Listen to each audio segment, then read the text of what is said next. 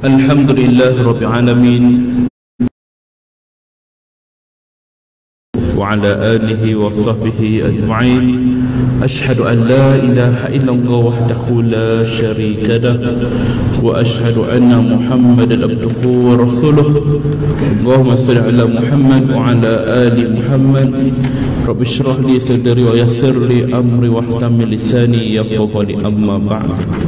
Al-Fatihah. A'udzu billahi minasy syaithanir rajim. Bismillahirrahmanirrahim. Alhamdulillah Rabbil Alamin. Ar-Rahmanir Rahim. Maliki yawmiddin. Iyyaka na'budu wa iyyaka nasta'in. Ihdinas siratal mustaqim. Siratal ladzina an'amta 'alaihim ghairil maghdubi 'alaihim waladdallin. Alhamdulillah, syukur kita kepada Allah Subhanahu wa taala. Dengan lampah kurnia rahmat dan kasih Allah, sekali lagi kita dipertemukan di rumahnya ini pagi Ahad 1 Zulkaidah 1444 Hijri. Syukur kita pada Allah Ta'ala yang memberikan kita nikmat iman dan nikmat Islam yang kita pegang hari ini. Mudah-mudahan kita istiqamah di jalannya sehinggalah kita kembali bertemu dengan Allah membawa kalimah la ilaha illallah. Man akhiru kalamihi la ilaha illallah dakhala al-jannah. Barang siapa di akhir kalam dia sempat membawa atau mengucap kalimah la ilaha illallah, maka wajiblah dia masuk ke syurga Allah Subhanahu wa taala. Selawat dan salam ke atas junjungan besar kita Nabi Muhammad sallallahu alaihi wasallam. Dengan berkat baginda lah kita mendapat nikmat iman dan nikmat Islam yang kita pegang hari ini. Mudah-mudahan kita istiqamah di jalannya sehinggalah di akhirat nanti kita beroleh ganjaran syafaat Nabi sallallahu alaihi wasallam. Yang saya hormati pengurusi bersama kuasa Tuan Imam, Tuan Bilal, asatizah, muslimin muslimat, para jemaah surau Al-Munir. Sekarang belum raya, dah habis raya dah kan? Jadi tak ada ucapan raya dah lah kan? 1 Zulkaidah. Walaupun kita dah masuk 1 Zulkaidah, tapi suasana raya di Malaysia ni dia masih lagi terasa. Buktinya apa? Hari ni ada open house lagi tuan-tuan kan? Dan open house ni minggu depan pun ada lagi. Sehinggalah Raya Haji. Itulah istimewanya perayaan di Malaysia ni kan. Kalau kita sambut raya di Saudi, di Mekah, pagi Syawal tu je lah raya dia. Lepas takbir habis. Kita kat sini 3 bulan. Tapi tak ada masalah. Menjamu orang makan juga salah satu sunnah ya, yang perlu kita raikan. Bila orang jemput, kita datang makan je pun kan. Silaturahim. Jadi tuan-tuan, puan-puan, ibu-ibu, ayah-ayah yang saya kasih sekalian, kita menyambung pengajian kita dalam kitab Ziarah ke Alam Barzah. Pada siri yang lepas kita telah bicarakan tajuk pelbagai perkara yang menghalang roh untuk menempati tempatnya yang mulia. Dan pada kali ini kita masuk ke tajuk yang baru, iaitulah dalam kitab ini Ziarah ke Alam Barzah pada tajuk wasiat. Wasiat ya. Apakah wasiat? Wasiat itu dari segi bahasa ikrar, pengakuan. Pengakuan ikrar seseorang yang diperbuat waktu hayatnya ke atas hartanya atau apa saja manfaat untuk menyempurnakan sesuatu bagi maksud kebajikan atau apa maksud yang dibenarkan menurut hukum syarak selepas dia mati. Ini maksud syariat lah ya. Firman Allah Ta'ala dalam surah An-Nisa ayat 11, man ba'di wasiyatin yausi biha audain. Pembahagian itu ialah sesudah diselesaikan wasiat yang diwasiatkan oleh si mati dan setelah sesudah dibayar hutangnya. Surah An-Nisa ayat 11. Wasiat ni kedudukannya ialah setelah kita bayar hutang, orang dah mati ni, harta yang tinggalkan tu pertama sekali kita kena selesaikan hutang dia dulu. Bila dah selesai hutang, kemudian baru wasiat dia.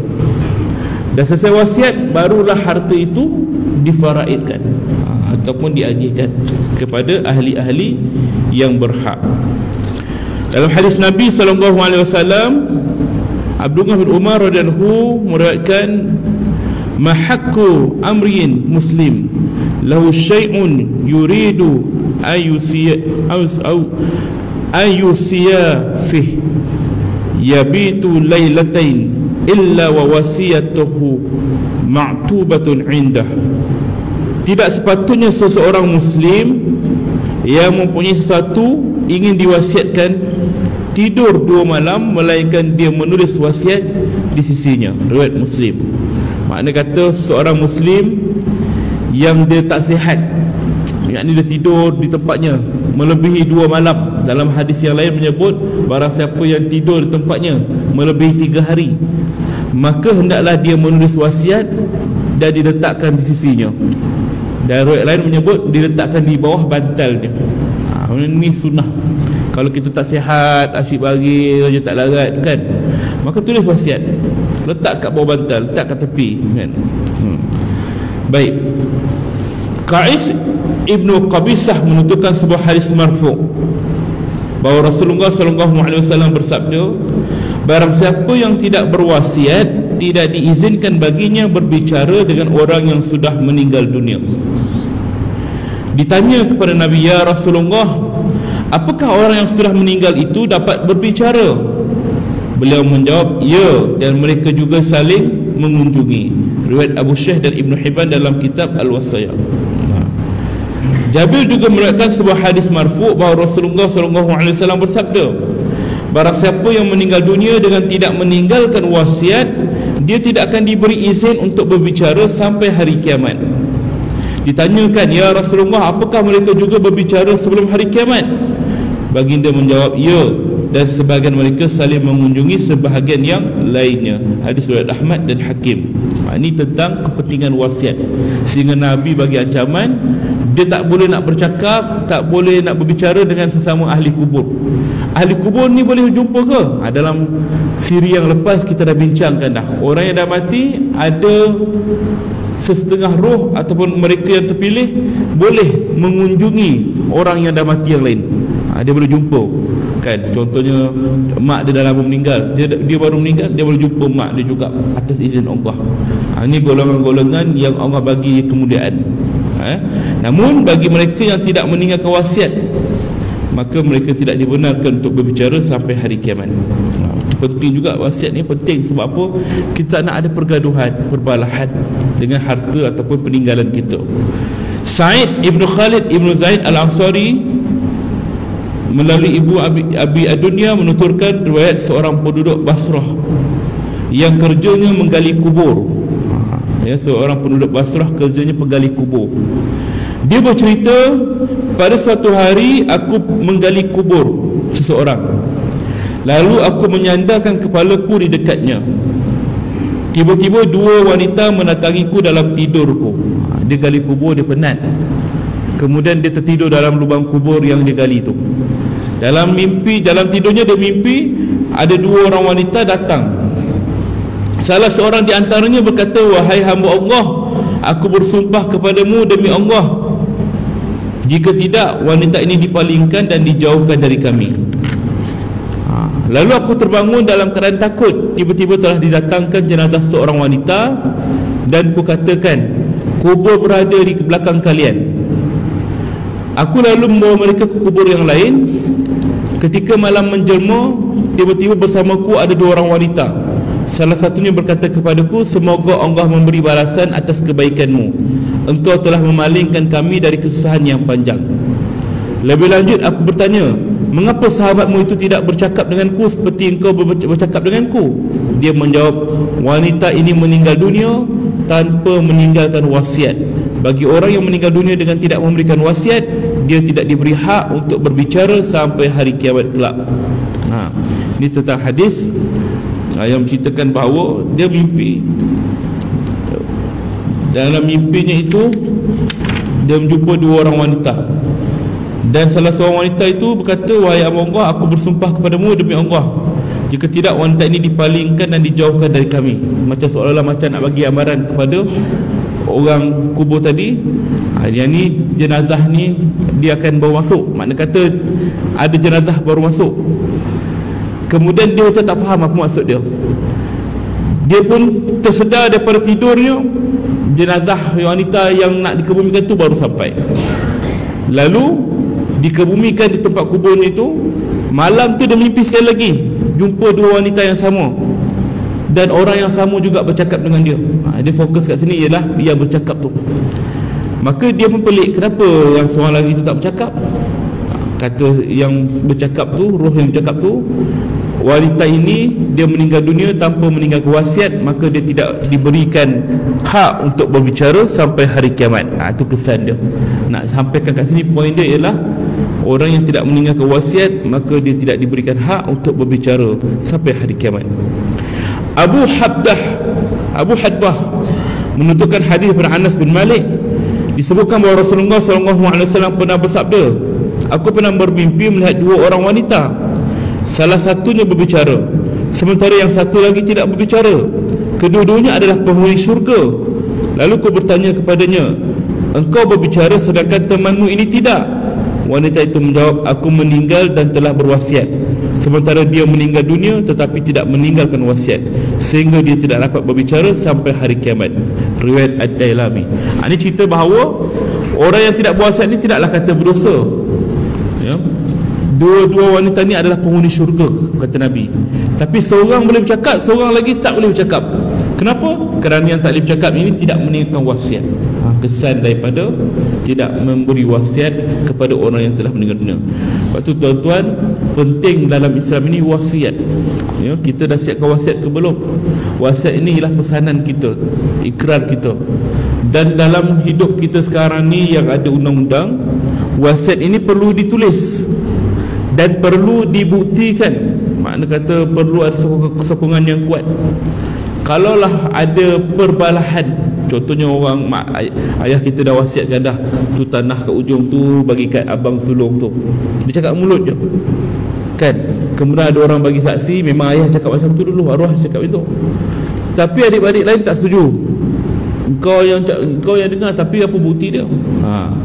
Jika ada begitu, maka jatuhlah kepada hukum faraid, sebab tak ada bukti. Sebab itulah wasiat ni jangan cakap mulut saja, pastikan bertulis dan pastikan digazetkan. Buat persetujuan sumpah ke apa ke. Zaman sekarang ni kita takut wasiat yang kita tinggalkan tidak dapat disempurnakan. Kerana apa? Kerana kita tidak mematerikan benda tu. Makna kata benda tu masih boleh di-argue. Penting benda ni, kerana banyak berlaku dalam kalangan masyarakat kita. Adik-beradik bergaduh. Kenapa? Ayah kata tinggalkan harta untuk dia yang tu, tapi adik-beradik lain tak setuju. Maka berlakulah pergaduhan. Baik tuan-tuan, fokus kita tentang wasiat hanya sekadar itu dalam tajuk ni, nak menunjukkan bahawa kepentingan meninggalkan wasiat. Adapun hukum perbahasannya tidaklah dibicarakan dalam kuliah kita pada pagi ni. Dan kemudian kita masuk kepada tajuk yang baru, pertemuan roh orang mati dan roh orang hidup dalam tidur. Orang dah mati ni boleh berjumpa dengan orang yang hidup di dalam tidur. Hal ini telah dikemukakan oleh asar dari Salman dan Abdullah ibn Salam. Ibnu Al-Qayyim mengatakan bahawa bukti dan dalil mengenai hal ini sangat banyak dan tidak terhitung. Realitinya adalah bukti yang paling konkret bahawa para arwah orang-orang yang masih hidup saling bertemu dengan arwah orang-orang yang sudah meninggal dunia. Arwah ni maksudnya roh lah. Roh orang hidup boleh bertemu dengan orang meninggal dunia. Firman Allah Subhanahu wa taala, a'udzubillahi minasyaitonirrajim, Allahu yatawaffal anfusa hina mautiha wallati lam tamut fi manamiha fayumsiku allati qada 'alaiha al-mauta wa yursilul ukhra ila ajalim musamma.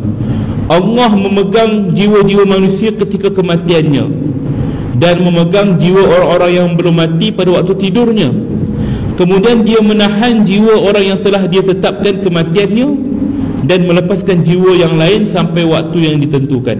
Surah Az-Zumar ayat 42. Allah dia pegang roh kita semua. Bagi orang yang dah mati, maka dia akan menahannya di tempat-tempat yang telah ditetapkan.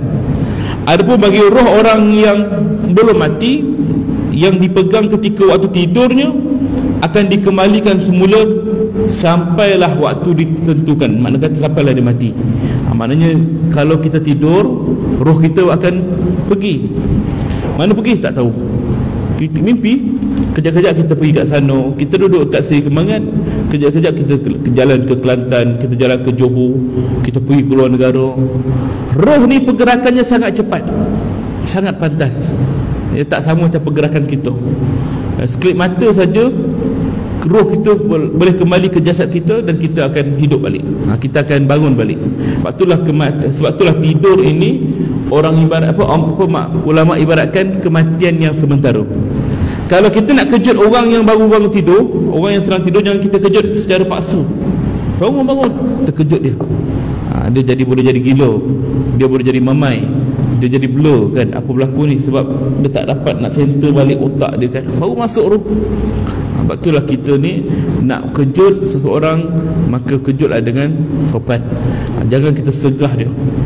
Banyak kes yang kematian mengejut. Kerana apa? Dia tak sempat lagi, jantung dia berdegup jam, akhirnya mati kan. Mengenai firman Allah Ta'ala di atas, Baqi' Ibn Khalid Ibn Mundah dalam Ar-Ruh dan At-Tabrani dalam Al-Awsat melalui Sa'id bin Jubair menukilkan riwayat daripada Ibn Abbas radhiyallahu anhu. Beliau mengatakan, telah sampai kepadaku berita yang mengatakan bahawa arwah orang-orang yang masih hidup dan arwah orang-orang yang sudah mati saling bertemu di dalam tidur. Mereka saling bertanya antara satu dengan yang lainnya. Lalu Allah menahan arwah orang-orang yang sudah meninggal dunia dan mengirimkan arwah orang-orang yang masih hidup kembali ke jasadnya masing-masing. Ini maka tidak ada mustahil, tuan-tuan. Sebab tu kalau kita ada mak ayah kita yang dah meninggal dunia, saudara mara kita meninggal dunia, kita rindu kat dia, nak jumpakan dia macam mana? Mintalah pada Allah, ya Allah, jumpakanlah kami di dalam tidur, bertemukanlah roh kami dengan rohnya. Boleh tak kita nak mimpi jumpa Rasulullah? Boleh. Adakah Rasulullah sendiri yang datang? InsyaAllah. Maka kita minta pada Allah Ta'ala, mudah-mudahan Allah Ta'ala temukan roh kita ini dengan roh Nabi SAW. Ini yang kita hajatkan, ya? Maka dalam hal itu tidak ada mustahil. Sementara As-Sadi sebagaimana dituturkan Ibnu Abi Hatim masih membicarakan firman Allah Ta'ala Subhanahu Wa Ta'ala di atas, mengatakan Allah mematikannya dalam tidur sehingga roh orang yang masih hidup bertemu dengan roh orang yang sudah meninggal dunia. Mereka saling mengenang dan berkenalan. Setelah itu roh orang yang masih hidup kembali ke jasadnya di dunia sampai waktu yang ditentukan. Sedangkan roh yang sudah meninggal dunia ingin juga kembali ke jasadnya, tetapi ditahan oleh Allah Ta'ala. Boleh bertemu di dalam tidurnya. Masih lagi membicarakan tentang hal-hal yang sama juga, ya? Baik. Dalam riwayat lain, Ibnu Abi Dunya dan Ibnu Jauzi menukar riwayat daripada Syahr bin Hawshib, disebut bahawa Sa'ad Ibnu Jusamah dan Auf bin Malik telah lama menjalin persaudaraan. Sa'ad berkata kepada Auf, saudaraku, siapa sahaja yang meninggal dunia terlebih dahulu di antara kita, hendaklah dia memperlihatkan diri kepada yang lainnya. Auf berkata, macam mana benda itu boleh jadi? Ini dua orang sahabat. Dia kata, kalaulah salah seorang antara kita mati dulu, aku harap orang yang mati itu dapat melihatkan dirinya kepada orang yang masih hidup. Jumpalah. Auf pun bertanya, macam mana benda itu boleh berlaku? Dia menjawab, boleh.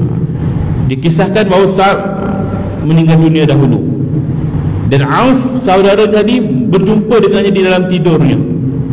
Dia bertanya, bagaimana Allah Ta'ala lakukan terhadapmu? Sa'ad pun menjawab, aku diberikan keampunan setelah menghadapi kesusahan.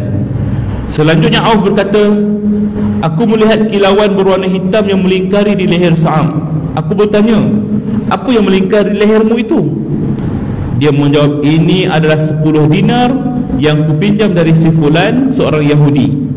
Wang itu berada di dalam sarung anak panah milikku. Oleh kerana itu, ambillah ia dan berikanlah kepadanya. Ketahuilah tidak akan terjadi sesuatu pada keluargaku setelah kematianku ini, melainkan telah sampai beritanya kepadaku, sampai kucing keluargaku yang mati beberapa hari yang lalu sekalipun. Ketahuilah puteriku akan meninggal 6 hari lagi. Oleh kerana itu, berikanlah nasihat kebaikan kepadanya.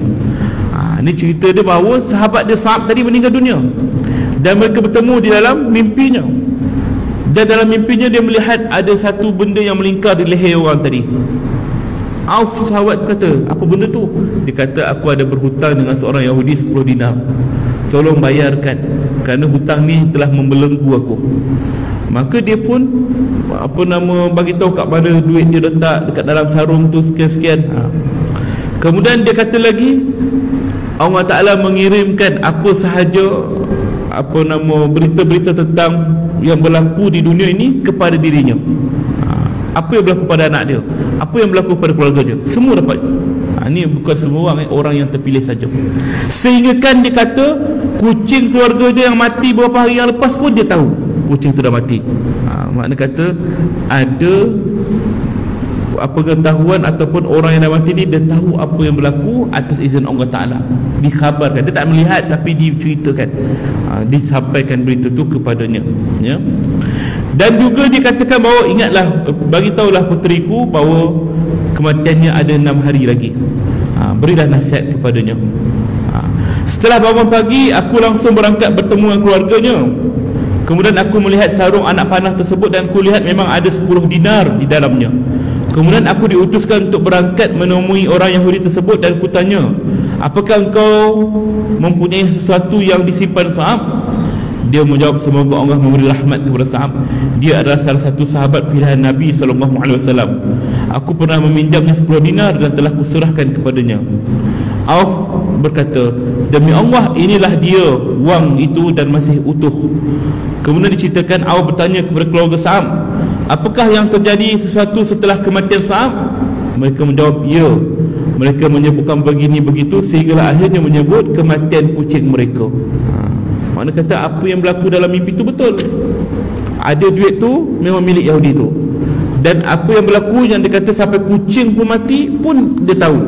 Betul. Kemudian ditanya pula, mana anak saudara? Mana anak saudaraku? Anak kepada Sa'ab tadi. Dia menjawab, tengah bermain. Setelah itu aku langsung mendatanginya dan aku pegang, ternyata dia sedang sakit.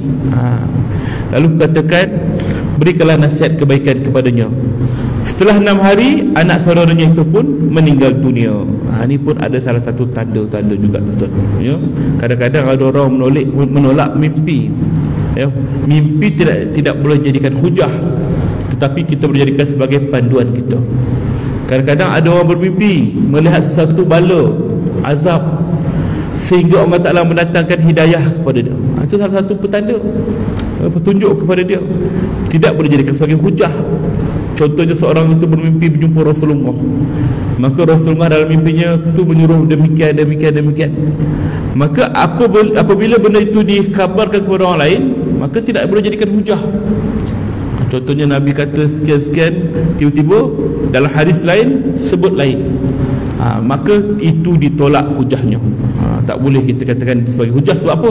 Aku mimpi jumpa Rasulullah, Nabi yang cakap macam ni. Kalau macam tu, rosaklah dunia ni. Semua orang mendakwa mimpi jumpa Nabi, dan semua akan mendakwa bahawa dia dapat wahyu, dapat arahan daripada Nabi demikian. Maka tidak boleh, ya. Walaupun perkataan itu mungkin benar daripada Nabi, tapi tidak boleh jadikan sebagai hujah. Tak boleh, ya? Baik. Ibnu Al-Mubarak menentukan riwayat daripada Atiyah Ibnu Qais yang diterimanya daripada Auf bin Malik Asy-Syaja'i. Dia menjalin persaudaraan dengan seseorang yang bernama Muhlim. Satu hari Auf mendatanginya dan berkata, Muhlim, jika ada kesempatan datanglah kepada kami dan beritahulah apa perlakuan terhadapmu. Muhlim pun berkata, jika hal itu terjadi kepadaku, aku akan melakukannya. Diceritakan bahawa Muhlim akhirnya meninggal dunia. Setahun kemudian Auf melihatnya dalam mimpinya. Dia bertanya, Muhlim, apa yang kau lakukan dan apa yang dilakukan kepadamu? Dia menjawab, semua pahala kami telah diberikan. Auf pun bertanya, apakah semua orang dari kalian? Dia menjawab, ya, kami semua mendapatnya, kecuali orang-orang yang melakukan kejahatan. Mereka adalah orang-orang yang terakhir binasa dalam keburukan. Demi Allah, semua pahalaku telah diberikan kepadaku, bahkan sampai pahala dari kucing yang tersesat yang kuserahkan kepada keluargaku satu malam sebelum kematianku. Semuanya diberikan pahala kepadaku. Ini cerita bahawa sahabatnya meninggal dunia. Dan dalam mimpinya dia kata dia telah mendapat apa sahaja apa sahaja yang dia buat waktu hidup, amalan-amalannya semuanya pahala tu diberikan pada dia. Bahkan sehari sebelum dia meninggal dunia, dia pernah berjumpa seekor kucing yang sesat, dan dia ambil kucing tu diserahkan kepada tuannya, maka pahala itu pun diberikan kepadanya. Dan dia tanya, adakah semua orang yang mati dapat pahala tu? Katanya tidak semua. Orang-orang yang melakukan kejahatan, maka ditangguh pemberian pahalanya itu, ya. Maksud kata melakukan kejahatan ni ialah sama ada kejahatan maksiat pada Allah ataupun kejahatan dia dengan manusia, ditangguh. Pagi harinya Auf pun terbangun, lalu berangkat bertemu dengan isteri Muhlim. Ketika masuk ke rumahnya, isteri Muhlim berkata, "Selamat datang, ziarah kepada Sa'ab setelah kepada Muhlim." Lalu Auf bertanya, "Apakah engkau pernah melihat Muhlim setelah kematiannya?" Isterinya menjawab, "Ya, malam tadi dia memintaku mengizinkannya pergi bersama puteriku." Selanjutnya Auf memberitahu kepada isterinya apa yang dilihatnya dalam mimpi, sampai akhirnya dia juga menceritakan kucing yang tersesat itu. Isterinya pun berkata, "Mengenai kucing itu aku sama sekali tak tahu. Pembantuku tentu lebih tahu soal itu." Setelah itu dia panggil pembantunya dan bertanya kepada mereka, hingga akhirnya mereka memberitahu bahawa memang betul, bahawa mereka memang diserahi kucing yang sesat satu malam sebelum kematian Muhlim. Muhlim adalah putera Ibu Jusamah, saudaranya Sa'ab. Tuan-tuan, ini adalah kisah-kisah salafus soleh terdahulu berkaitan dengan kematian yang berlaku dan mereka bertemu dengan roh orang yang dapati. Jadi tidak ada masalah sekiranya kita ada saudara mara yang dalam keadaan sakit ataupun dalam keadaan sihat, kita berpesan besok kalau mati ziarahlah, mintalah Allah Ta'ala izinkan untuk ziarah, kita berjumpa dalam mimpi, ya. Selain daripada mengubat rasa rindu kita dengan arwah, mudah-mudahan kita boleh tahu apa benda yang masih tertinggal, yang masih belum selesai di dunia. Ada satu kes, tuan-tuan, yang berlaku. Seorang tu meninggal dunia dah 5 tahun. Yang telefon saya tu menantu dia. Dia telefon minta satu persoalan. Dia kata pak mertua dia dah meninggal dunia dah 5 tahun. Sepanjang dia meninggal dunia, dia tak pernah mimpi pun arwah ni. Dia kata baru beberapa malam yang lepas arwah tu datang. Arwah tu datang dalam mimpinya, tapi dia tak bercakap. Dia pun sedih lah pasal tengok pak mertua dia dalam keadaan yang baik, tapi bila dia tanya khabar, pak mertua diam, tak bercakap, kan. Maka kemudian dia pun sedar daripada tidur. Dia pun fikir, kenapa arwah ni datang, macam seolah-olah muka biasa, tapi apa benda yang dia nak sampaikan, kan? Maka saya katakan pada dia, mungkin arwah ni ada perkara-perkara yang dia tak sempat nak pesan pada keluarganya, yang ni wasiat. Ini kita sebut tadi, wasiat, sehingga dia tidak dibenarkan berbicara sampai hari kiamat, tak boleh bercakap, ya. Yang kedua, dia kata nampak arwah ni macam seolah muka dia ni menanggung satu penderitaan yang belum selesai. Walaupun nampak pada jasadnya nampak baik, tapi dia macam seolah macam nak bagi satu benda yang belum selesai. Apa maksud dia? Saya katakan mungkin ada perkara-perkara dalam kalangan anak-anak dia belum selesai. Harta dia macam mana? Harta semua dah diagihkan ustaz, ikut faraid dan sebagainya, kecuali ada satu, rumah lama dia. Rumah lama ni sekarang ni diduduki oleh salah seorang anak dia, dan anak dia yang duduk ni sayang nak lepaskan rumah tu, sedangkan dalam hak orang lain ada. Makna kata rumah tu ada hak adik-adik yang lain, tapi dia tak mampu nak bayar dan dia sayang pula nak jual. Maka dia duduklah dalam hal orang lain masih belum dapat haknya. Ini penting juga, tuan-tuan, ya. Kadang-kadang kita ni rasa sayang rumah keluarga ni. Kalau kita nak rumah tu, maka kita kena bayarlah bahagian hak adik-adik yang lain, ataupun kita kena dapatkan keredaan dia. Minta izin, ya, rumah ni bagi kat abang lah, ya. Makna kata-kata tak apalah abang ambil lah, duduklah rumah tu saya bagi. Maka dah dapat keredaan semua orang yang layak, maka baru boleh. Tapi kalau ada orang kata tak setuju, saya nak hak saya, maka kena bahagilah ikut hukum faraid, berapa persen yang dapat untuk dia. Kalau rasa tak mampu, terpaksalah gadai rumah tu, jual. Itu maksudnya. Maka dia kata itu yang terganggu. Saya kata pada dia, mungkin itu sebab, mungkin itu salah satu perkara yang menyebabkan si mati tidak tenang di sana. Penting tuan-tuan. Habis macam mana Ustaz? Memang tak boleh selesai dah, kata dia. Saya katakan, panggillah adik-adik semua, bagi tahulah mereka ni, sekiranya nak arwah dia tenang, maka selesaikan segera.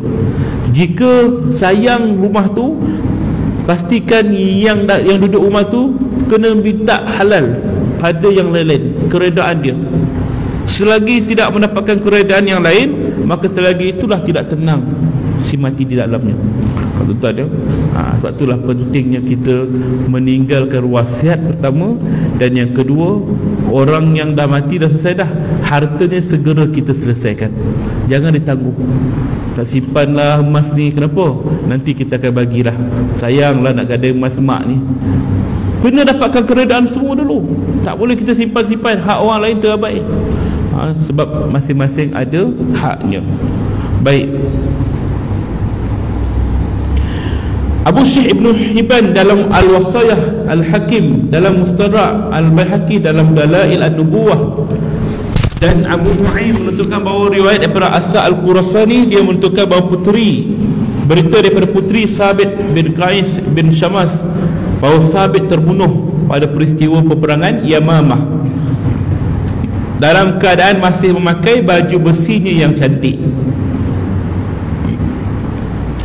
Lalu ada seseorang dari kalangan kaum muslim yang melintasinya dan mengambil baju besi tersebut. Ketika seseorang yang juga dari kalangan kaum muslim tidur, tiba-tiba dalam mimpinya dia didatangi oleh Sabit dan berkata, "Aku berwasiat kepadamu, janganlah engkau mengatakan ini adalah santunan, setelah itu engkau menghilangkannya. Ketika aku terbunuh kemarin, ada seorang dari kaum muslim yang melintasiku dan mengambil baju besiku. Rumah orang itu sangat jauh. Di kemahnya ada seekor kuda yang ditutupi dengan kain dalam keadaan terikat. Dia meletakkan kuali di atas baju besi itu. Sedangkan di atas kuali itu terdapat pelana. Kerananya datanglah kepada Khalid bin Walid dan perintahkan kepadanya untuk mengirim utusan untuk mengambil baju besiku itu. Jika engkau telah sampai ke Madinah dan bertemu dengan Khalifah Abu Bakar As-Siddiq, katakan padanya, sesungguhnya aku mempunyai hutang sekian dan si fulan budakku telah bebas." Ini cerita pasal salah seorang sahabat Nabi, Sabit, meninggal dunia di dalam peristiwa Yamamah. Bila dia mati, kaum muslimin yang lain yang ikut perang padanya tengok baju perang dia masih elok, maka sayanglah nak tanam sekali, maka dia ambil. Kemudian Sabit ini datang dalam mimpi salah seorang daripada kalangan kaum muslim yang dalam kalangan tentera itu juga. Dalam mimpinya itu dia berkata, "Pergilah berjumpa orang yang ambil baju aku itu, bagi tahulah dia tentang baju besiku itu." Makna kata janganlah ambil baju tu, masih ada hak orang lain. Kemudian orang itu mendatangi Khalid bin Walid dan memberitahu apa yang diperintahkan kepadanya. Lalu Khalid bin Walid pun mengirimkan utusan untuk mengambil baju besi itu kembali. Ambil balik baju tu. Kenapa dia ambil pada orang yang dah mati tadi kan? Hinggalah akhirnya utusan itu kembali dengan membawa baju besi tersebut. Ambil balik, orang tu bagi. Selanjutnya orang itu memberitahu mimpinya itu kepada Abu Bakar. Abu Bakar setuju wasiat tersebut. Dia mengatakan, "Kami tidak tahu seorang pun yang wasiatnya disetujui setelah kematiannya selain Sabit bin Qais." Katanya, "Kami tak pernah lagi berjumpa dengan kisah begini." Makna kata orang yang diterima wasiatnya dalam mimpinya, melainkan kisah Sabit bin Qais tadi. Sekiranya seseorang itu bermimpi arwah yang telah meninggal dunia dalam kalangan keluarga dia pesan begitu begini dalam berupa wasiat, maka sekiranya dia cerita pada orang lain, kalau orang kata nak ikut tak, terpulang pada dia, tidak ada jadi paksaan. Sekiranya orang kata tak setuju, tak nak ikut, untuk mimpi je, maka pun tak ada jadi masalah pada dia. Tapi nak ceritakan bahawa perkara ini pernah berlaku di zaman sahabat. Abu Bakar Siddiq radhiyallahu anhu setuju, yakni baju besi tadi yang diambil oleh orang tadi dikembalikan balik kepada keluarganya tadi. Walaupun kalau ikut hukum tak ada masalah pun dia nak ambil baju besi tu, sebab dah meninggal, dah jadi hak dah. Makna kata dah meninggal dah, dia dah jadi hak rampasan ataupun perkara-perkara perang, benda yang boleh dimanfaatkan, dia boleh guna lagi. Tapi bila dia pesan nak kembalikan balik pada keluarga dia, kata Abu Bakar, ambil lah. Maknanya Abu Bakar setuju dengan wasiat tersebut, maka dalam hal ini sekiranya ada yang kata boleh tak ikut wasiat orang yang dah mati, kena dapatkan persetujuan orang-orang yang berhak dulu. Kalau kata semua setuju, boleh ikut. Kalau kata ada yang kata tak setuju, tak payah ikut. Dia adalah pilihan, bukanlah muktaman, ya. Baik, kita ambil beberapa kisah lagi. Umar radhiyallahu Al-Hakim dan Musrat dan Al-Hakim dalam kitab Dalail Nubuwah menunjukkan riwayat Berqasir Ibn Silat, dia menceritakan bahawa Uthman Ibn Affan pernah pengsan pada hari ketika dia terbunuh. Uthman radhiyallahu kita tahu mati dibunuh di dalam istananya sendiri. Dia mati syahid, ya, ketika pemberontakan berlaku. Pemberontakan berlaku, yang berlakunya perang saudara. Saudara Uthman ditikam. Lalu ketika dia dalam keadaan sakit, dia pingsan. Dan bila dia sedar, dia kata, sesungguhnya aku melihat Rasulullah SAW dalam tidurku tadi. Beliau berkata, wahai Uthman, sesungguhnya engkau akan berjumpa dengan kami pada hari Jumaat. Sayyidina Uthman dalam keadaan pingsan jumpa dengan Rasulullah, ya, wahai Uthman, engkau akan bertemu dengan kami pada hari Jumaat. Sementara itu Ibnu Umar dituturkan bahawa Uthman Ibn Affan radhiyallahu bangun pada pagi hari dan berkatanya, sesungguhnya aku melihat Rasulullah dalam tidurku pada malam tadi, dan beliau berkata, sesungguhnya engkau hadir bersama kami pada hari Jumaat. Dan Ibnu Umar juga menyebut Uthman bin Affan bangun pagi dan mengatakan, sesungguhnya aku melihat Nabi SAW dalam tidurku tadi malam. Baginda berkata, Uthman, berbukalah bersama kami. Lalu Uthman bangun pagi dalam keadaan berpuasa sehingga dia terbunuh pada hari itu juga, dan berbuka dengan Nabi di dalam syurga. Masya Allah, ya. Riwayat menyebut bahawa ketika dia dibunuh dalam keadaan dia berpuasa, dan dia kata bahawa aku mimpi Rasulullah kata berbukalah denganku di syurga nanti. Dia sempat berkata demikian, dan kemudian dia memang meninggal setelah itu. Benarlah apa yang disebut oleh Sayyidina Uthman radhiyallahu. Al-Hakim menunjukkan riwayat daripada Husain Ibnu Kharijah, dia bercerita berikut. Ketika fitnah pertama berlaku, aku menghadapi kesulitan, lalu berdoa, ya Allah, perlihatkanlah kepadaku sesuatu dari kebenaran agar aku dapat berpegang kepadanya. Kemudian diperlihatkan kepada dunia dan akhirat seperti hal diperlihatkan kepada orang yang tidur. Antara dunia dan akhirat itu terdapat dinding pembatas yang tidak dapat terlalu tinggi, dan ternyata aku berada di bawahnya. Lalu ku katakan, jika sahaja aku dapat menaiki dinding ini sehingga aku dapat menyaksikan mayat-mayat kabilah Asja, dan mereka mengkhabariku. Setelah itu aku turun ke tanah yang di dalamnya terdapat pepohonan. Ternyata ada beberapa orang yang sedang duduk di sana. Kutanyakan, apakah kalian ini roh para syuhada? Mereka menjawab, tidak, kami adalah para malaikat. Lalu di manakah para syuhada? Mereka menjawab, naiklah ke beberapa tingkat yang lain. Lantas aku segera naik satu tingkat. Ternyata aku sudah bersama dengan Nabi Muhammad SAW dan juga Ibrahim yang sudah sangat tua. Beliau berkata kepada Ibrahim, mohonkanlah ampunan untuk umatku. Ibrahim lantas berkata, sesungguhnya engkau tidak tahu apa yang mereka lakukan setelah kematianmu. Mereka menumpahkan darah mereka dan membunuh imam-imam mereka. Mereka berbuat seperti apa yang dilakukan oleh Sa'ad temanku. Ku katakan, demi Allah, aku telah menyaksikan sesuatu pemandangan. Semoga Allah memberi kemanfaat kepadaku dengan pemandangan tersebut. Lalu aku berangkat dan melihat bagaimana keadaan tempat Sa'ad itu, sehinggalah aku dapat bersamanya. Setelah itu aku mendatangi Sa'ad dan aku ceritakan kisah ini kepadanya. Lalu terlihat dia sangat bahagia. Sa'ad mengatakan, rugilah orang yang tidak menjadikan Ibrahim sebagai temannya. Kutanyakan, bersama kelompok mana engkau berada? Dia menjawab, aku tidak berada pada kelompok mana pun dari keduanya. Lalu apa yang harus aku lakukan? Apakah engkau mempunyai kambing? Sahutnya, tidak. Dia lantas berkata, belilah beberapa kambing dan sembelihlah sehingga tersingkap olehmu. Baik tuan-tuan, ini cerita ni yang dituturkan oleh Husain Ibnu Kharijah ketika fitnah pertama berlaku. Apakah fitnah pertama berlaku dalam Islam? Iaitulah ketika fitnah yang berlaku di antara Siti Aisyah radhiyallahu dan juga Sayyidina Ali radhiyallahu. Fitnah yang berlaku yang mana menyebabkan umat Islam berpecah belah. yang menyebabkan sahabat-sahabat pecah belah dan saling bunuh-membunuh. Maka perkara itu dikatakan dia bermimpi berjumpa dengan Rasulullah. Maka Rasulullah SAW pun berasa kecewa dengan apa yang berlaku pertumpahan darah kan. Maka dikatakan, kamu berada di pihak yang mana? Aku tidak berada di mana-mana pihak. Dia meninggalkan dia. Ini cerita tentang mimpi yang bertemu dengan Rasulullah sallallahu alaihi wasallam. Wallahu alam. Itu yang disebut dalam kitab ini, ya. Baik tuan-tuan, bila cerita tentang mimpi-mimpi yang lain banyak lagi tentang pertemuan roh. Apa yang kita nak fokuskan pada hari ini ialah tentang pertemuan roh di dalam mimpi. Ada kisah yang saya nak singkatkan daripada cerita ni, panjang huraian dia, ya.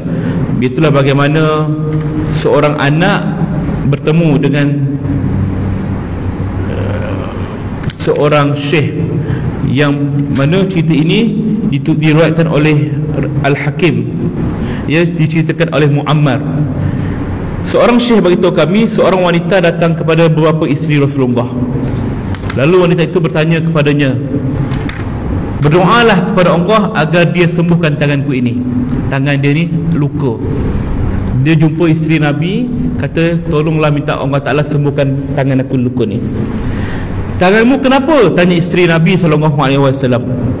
Lalu wanita itu menjawab, kedua orang tuaku adalah orang yang kaya. Mak ayah dia orang kaya, baik harta maupun kebaikan. Akan tetapi pada ibuku kebaikan itu tidak ditemukan sedikit pun. Aku tak pernah melihat ibuku bersedekah sedikit pun, kecuali ketika kami pernah menyembelih seekor lembu. Lalu ibuku memberikan lemak lembu tersebut kepada seorang miskin dan memakaikan kepadanya secarik kain. Tak lama kemudian ibuku meninggal dunia, dan kemudian ayahku pula meninggal dunia. Mak ayah dia orang kaya, ayah dia ni seorang dermawan.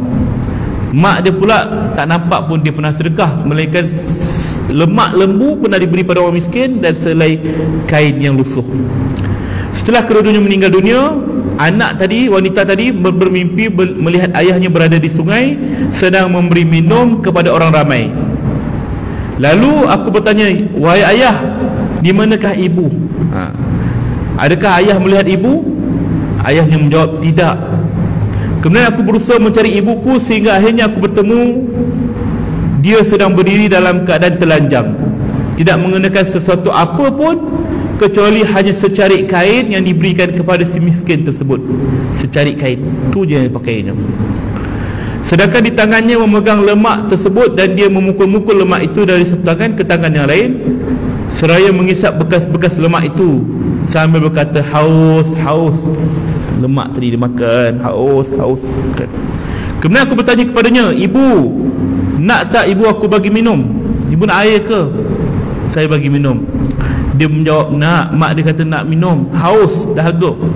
Lalu aku segera berjumpa dengan ayahku semula dan mengambil darinya bekas. Nak kata ambil, ayah dia tengah bagi minum orang kat tepi sungai.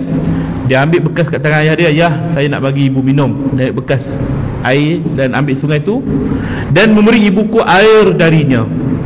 Akan tetapi aku diperingatkan oleh sebahagian orang yang ada di sisinya, dan kemudian mendatangiku dan berkata, barang siapa yang memberinya minum, Allah akan melumpuhkan tangannya. Salah seorang yang ada kat tepi sungai tu kata, kalau siapa bagi orang tu minum, Allah akan lumpuhkan tangan dia. Kemudian dia pun rasa macam apa nama, tak percayalah. Dia pun bagi juga mak dia tu air tersebut. Setelah itu aku bangun dan tanganku dalam keadaan lumpuh, tak bergerak.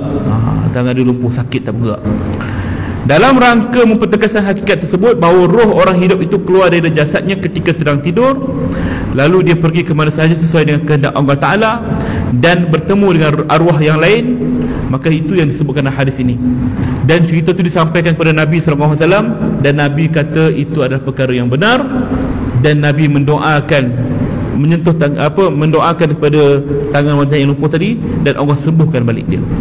Ini nak katakan bahawa kesan ataupun pertemuan roh orang yang mati dengan orang yang hidup, ya. Tuan-tuan dan puan-puan, ibu-ibu yang sekasihan, itu adalah kisah yang kita ceritakan tentang kematian yang boleh berjumpa setelah kita tidur. Kita berjumpa dengan orang-orang yang dah mati. Berikut kita akan ceritakan pula tentang khabar dari orang yang bermimpi bertemu dengan orang yang sudah mati. Ini cerita yang dalam kalangan sahabat-sahabat yang bertemu dengan orang mati. Ini sama juga macam cerita tadi, tapi inilah tajuk yang kita nak bincangkan, ya. Masih lagi kisah-kisah yang sabit dengan kisah-kisah para sahabat dan yang lain-lainnya. Dan insya-Allah kisah ni panjang juga tuan-tuan, ya. Memang kita akan bercerita je. Dia tak ada kepada pencerahan hukum sangat, ya, dalam bab ini. Bercerita saja, ya. Dan tajuk berikutnya, penderitaan orang mati kerana celaan orang hidup. Ini penting juga. Orang mati pun menderita jika orang yang hidup mencelanya. Sebab tu tuan-tuan, kalau kita dah bertemu sekiranya kita menguruskan jenazah, nampak satu benda yang pelik atau benda yang buruk pada mayat, hendaklah kita diam. Jangan kita mencelanya. Sebagaimana yang berlaku kepada Abu Salamah. Abu Salamah meninggal dunia dalam keadaan matanya terbuka luas. Lalu orang-orang yang datang ziarahnya berkata macam-macam. Kenapa mata dia terbuka tu? Kenapa mata dia begitu? Lalu Nabi SAW pun pergi melihatnya, dan Nabi pun menutup matanya itu. Nabi berkata, sesungguhnya roh orang yang mati itu akan pergi dan matanya akan mengiringi pemegian roh. Sebab tu orang yang mati itu matanya terbuka, sebab melihat pemegian roh yang keluar melalui ubun-ubun di kepalanya. Maka kata Nabi, mata Abu Salamah ni terbuka bukan sebabkan dosa atau perbuatan maksiat dia, tapi kerana ini adalah fitrah. Maka tak ada apa benda yang pelik pun. Dan kata Nabi, hendaklah kamu berkata baik atau diam saja, kerana ketika ini para malaikat mengaminkan setiap kata-kata kita. Maka Nabi bagi pesanan bahawa bila melihat orang mati, cakap yang baik-baik. Jangan kita kata buruk-buruk. Kalau nampak yang buruk sekalipun, diam. Itu sunnahnya, ya. Dan sebab itulah menjadi kiasan sadaran pada kita. Setelah seorang tu solat jenazah, maka kebiasaannya salah seorang ataupun imam akan berkata, apa kita nak kata pada semati? Baik. Apa kita kata pada semati? Baik. Ini adalah kias kepada yang tadi. Sebab kita nak jadi kesaksian yang baik kepada orang yang dah meninggal dunia. Sebab orang yang mati ini juga, dia akan menerima kesan daripada celaan orang ramai. Apa yang orang cakap, maka dia juga akan terima kesannya. Allahu a'lam bishawab tuan-tuan. Sekadar itu dapat saya simpulkan pada pagi yang mulia ini. Mudah-mudahan Allah Ta'ala merahmati pertemuan kita, dan insya-Allah mudah-mudahan Allah Ta'ala mematikan kita dalam keadaan yang baik, dan mudah-mudahan mengumpulkan kita bersama dengan roh para salihin yang telah pergi dahulu sebelum kita. A'udzubillahi minasyaitonirrajim. Bismillahirrahmanirrahim. Alhamdulillah alamin, wassalatu wassalamu ala asyrafil anbiya wal mursalin wa ala alihi wa sahbihi ajmain. Allahumma salli ala Muhammad wa ala ali Muhammad. Allahumma ghafir lana dhunubana wal walidina warhamhum kama rabbawna sigara. Allahumma inna nas'aluka ridhaka wal jannah wa na'udzubika min sakhatika wan nar. Ya Allah, ya Rahman, ya Rahim, kami mohon ampun atas segala dosa dan khilaf kami. Ampunkan dosa separuh guru kami, para ibu dan ayah kami, ya Allah, seluruh muslim muslimat, mukminin mukminat sama ada hidup ataupun telah meninggal dunia, ya Allah. Ya Allah, ya Rahman, ya Rahim, kami mohon padamu keredaanmu, ya Allah. Rahmatilah kami, ya Allah. Ya Allah, himpunkanlah kami bersama dengan orang-orang ahli syurga-Mu, ya Allah, sebagaimana Kau menghimpunkan kami di dalam taman-taman syurga-Mu ini, ya Allah. Ya Allah, permudahkanlah kami dalam menjalani urusan kehidupan kami di dunia ini, ya Allah. Angkatlah segala kesulitan kami, angkatlah segala musibah kami, angkatlah segala kesakitan kami, ya Allah. Allahumma ya Allah, ya Rahman, ya Rahim, kami mohon padamu, ya Allah, berilah keberkatan-Mu, rahmat-Mu, kasih sayang-Mu kepada kami sekeluarga, ya Allah, kepada kami dan keluarga kami, dan juga kepada ibu dan ayah kami, ya Allah. Ya Allah, ya Rahman, ya Rahim, kami mohon padamu, ya Allah, tetapkanlah hati kami di jalan-Mu, ya Allah. Jangan Kau pisahkan hati kami setelah Kau memberi hidayah kepada kami, ya Allah. Ya Allah, kami mohon padamu, ya Allah, berkatilah hidup kami dan keluarga kami dunia dan akhirat. Jauhlah kami daripada sebarang siksaan azab-Mu, ya Allah. Kami tidak sanggup menahan perit-Mu, ya Allah. Dan kami mohon padamu, ya Allah, masukkanlah kami ke dalam syurga-Mu yang mana dekat dengan Nabi SAW, ya Allah. Walaupun kami tahu, kami sedar, kami tak layak pun berada di syurga bersama Rasulullah SAW. Bahkan syurga itu sendiri pun kami tidak rasa layak untuk kami, ya Allah, kerana amalan kami yang sangat sedikit, ya Allah, kerana amalan kami yang sangat lemah, ya Allah, yang sangat teruk, ya Allah, kepadamu, ya Allah. Tapi sungguhnya kami mengharapkan gedung rahmat-Mu, ya Allah, untuk memilih kami dalam kalangan hamba-Mu yang terpilih, ya Allah. Rabbana atina fid dunya hasanah wa fil akhirati hasanah wa qina azabannar. Subhana rabbika rabbil izzati amma yasifun, wassalamu ala mursalin walhamdulillahi rabbil alamin. Minkum umum. Minta maaf sebarang kekurangan, kekhilafan, keterlanjuran kata-kata dan masih ambil. InsyaAllah kita tangguh dengan tasbih kafarah dan surat Al-Asr. Subhanaka wa bihamdik asyhadu an la ilaha illa anta astaghfiruka wa atubu ilaik. Bismillahirrahmanirrahim. Wal 'asr innal insana lallazina amanu wa 'amilus shalihat wa tawasaw bil haqq wa tawasaw bis sabr. Assalamualaikum warahmatullahi wabarakatuh.